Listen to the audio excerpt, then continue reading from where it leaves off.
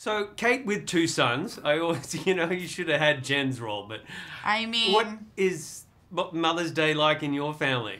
Crazy. It's all of us. It's all the kids. It's Oliver and his 3 kids and my mom, and we all get together and we just celebrate. And the girls do nothing and the boys do everything. Mm. Sounds about right. Yeah, that's how it is in my house. Kind of fun. Yeah, all the time. Yeah. Mm-hmm. No, we celebrate Mother's Day, with sort of like brunch and massages and mani-pedis and all that. And then I don't know what my mom did. She just did something else. But we got massages and mani-pedis. Something wrong with that picture. And everyone loves your mum, so we always have. Everybody does. Mommy's lovable. Mm-hmm. She's pretty awesome. Right. What for this kind of a film? Is it the ensemble cast that gets you excited, or is it working with Gary, or kind of both? Did it get your Jennifer Aniston, Julia Roberts? I was like, I don't even know who those people Who are these are. people? I was like, I'm getting to play Kate Hudson's husband. And then I was like, that's no, and of course Gary Marshall. The idea of working with Gary was a huge treat. Of course, like Jen and Julia, and Jason as well, obviously. But for me, Julia Roberts is like a fixture. I mean, when I was younger, she was like someone I really looked up to. I just thought she was so gorgeous and rebellious, and I just thought she was awesome. And so to be in a movie with her was great, but then of course I realized I didn't get to work with her, which was sort of like, well, that sucks.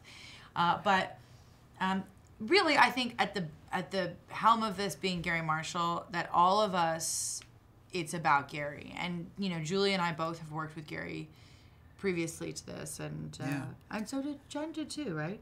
Did Jen Jen was in something else with him? Yeah, I think. I don't know. Maybe I don't know. But anyway, I think Gary is the leader of the pack here in terms of. Gary calls, says, "Come do this," and you're like, "Okay, I'm in." Yeah, it was like that. Yeah, it was kind of a no-brainer. Right. Well, Kate, you've been in quite a few romantic comedies. Some really successful, some others not less so successful. Welcome to Hollywood. What is the key ingredient, do you think, that makes some work and others not? Oh, who knows? Do we know?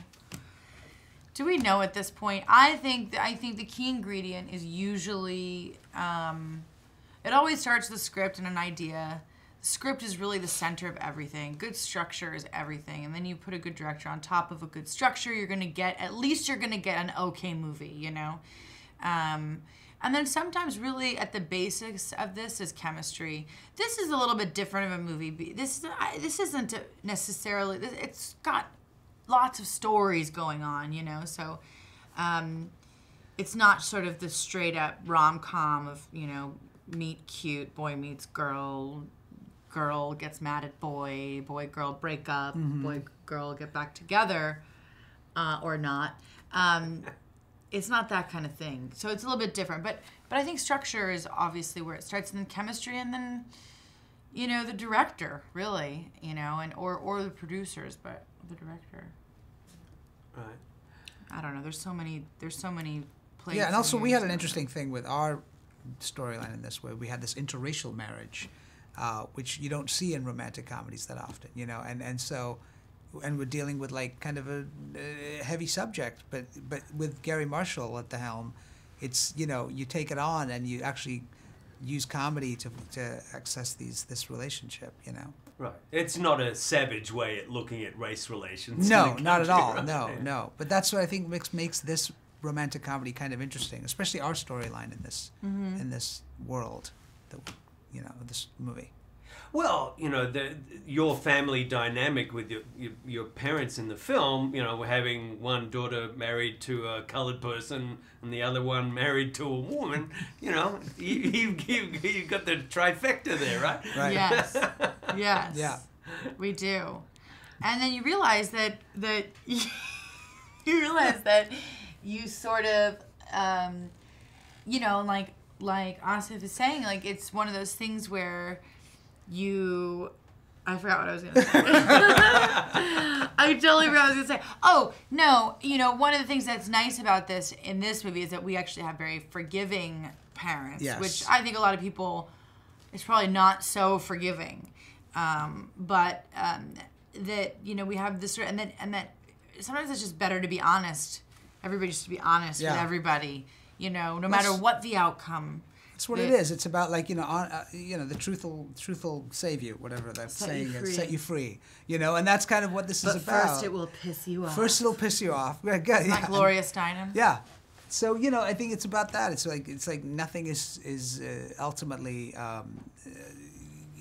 you can overcome anything with love and family. Mm-hmm. Right. There's your tagline. That's it. There's the line. You can overcome anything with love and family.